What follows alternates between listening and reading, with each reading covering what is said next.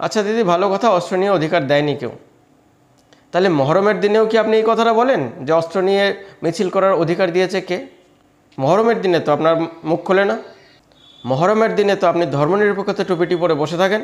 নির্বাচনী বিধি অনুযায়ী এই কথাগুলি বলা যায় কি?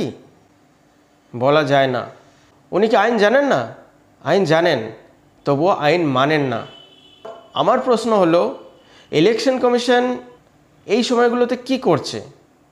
ইলেকশন কমিশন এই নির্বাচন বিধি চালু হয়েছে, এখনও কোনো অ্যাকশন নিচ্ছেন না কেন?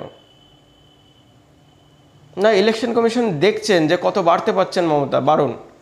আমাদের সেই দেখার দরকার নেই। ইলেকশন কমিশনের অ্যাকশন নেওয়া উচিত এখন। মমতা ব্যানার্জি কথাগুলো কেন বলেন জানেন?